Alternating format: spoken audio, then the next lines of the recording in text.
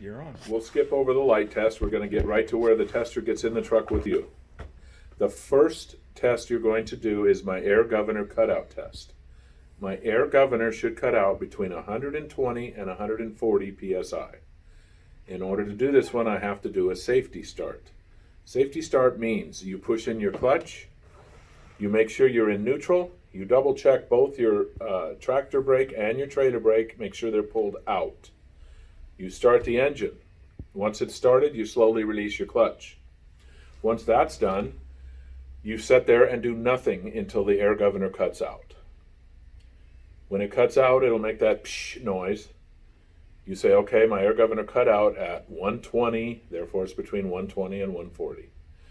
Okay, at this time, you're going to release the brakes with the engine still running. Push in the yellow and the red one.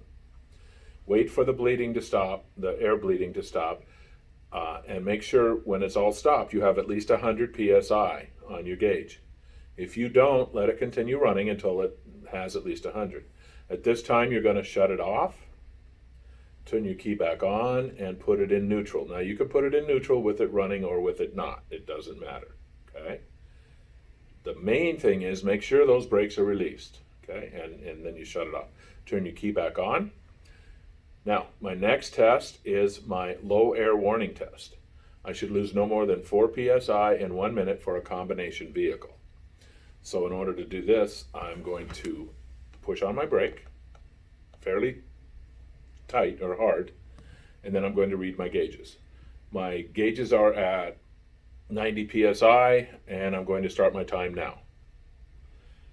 Okay, once your minute is up, keep your foot on the brake, say time is up, and read the gauge. My gauge is at 89 psi, therefore I did not lose more than 4 psi in 1 minute for a combination vehicle.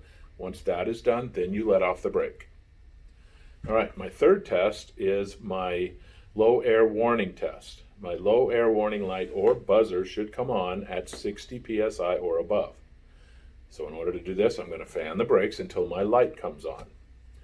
Bam, bam, bam, my light comes on. Okay, it came on at 62 psi, therefore it's above 60, so we're good. Okay, next test is my tractor protection valve test. Both my valves, the yellow one and the red one, I touch them, should close and pop out between 20 and 45 psi. In order to do this one, I'm going to fan the brakes. So fan the brakes. The red one normally on the Volvo will pop out first. Do not stop there. Make sure they both pop out. If need be, you have to continue to pump until the yellow one pops out. Once they both pop out, you say, okay, they closed and popped out at 20 psi, therefore it's between 20 and 45. Okay? That completes the make or break test right there. Those are make or break. You don't do them right, or you don't do them in order, you get the numbers wrong, automatic fail. Okay? Most important part of the whole pre-trip. Once you're done with that, you're going to perform a safety start. Okay? So you're going to do the same thing you did before. You're going to push in the clutch, you're going to put it in neutral, you're going to double check your brakes are out, then you're going to start your engine. As soon as you start your engine right there on that second safety start, you're going to say my ABS light comes on and goes off properly. Okay?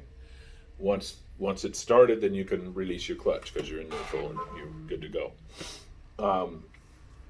So from here, we're going to do the rest of my end cap. First of all, I like to do the gauges first. You don't have to do them first, but I like to, because if you have zero oil pressure and you let that truck run, you're going to blow the engine. So I read my gauges first. I do my oil pressure gauge is at, my water temperature gauge is rising to normal, my voltmeter is 14, and my air gauges are currently rising. Okay, those are the only gauges we talk about. From there, I'm going to have my headlights on, and I'm going to do my signal indicator lights on the dash.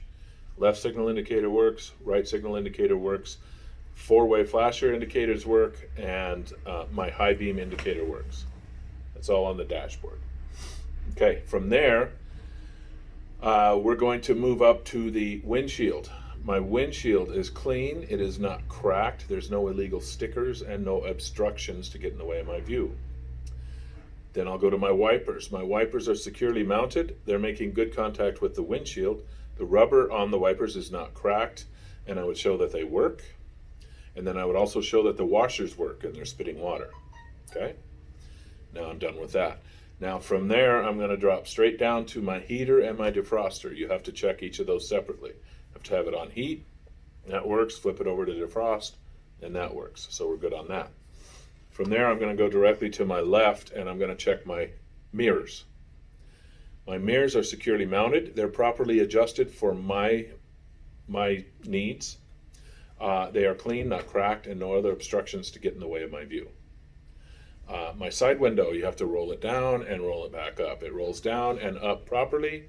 It is clean, not cracked, no illegal stickers or obstructions to get in the way of my view. From there, I come right over to my horns. My city horn works, my air horn works. From there, I come back here and I grab my seat belt and I put it on. It fastens securely, and you go like this. It adjusts properly. It's not ripped, torn, or frayed. And the assembly is securely mounted to the seat with no missing parts. Okay. From there, I'm going to go to my emergency equipment. I have a fire extinguisher down here beside me, which is securely mounted to the floor, fully charged, and at least BC10 rated fire extinguisher. Okay. Now that's done. Now in my glove box, I have spare fuses. And under the bunk behind me, easily accessible from the outside, I have 3 reflective triangles. Okay. At this time, I'm going to do my final brake test. I'm going to do my any which way you want to do them. I'll do my parking brake test first by releasing my trailer brake, putting it in gear, and tugging lightly against it to make sure that it works.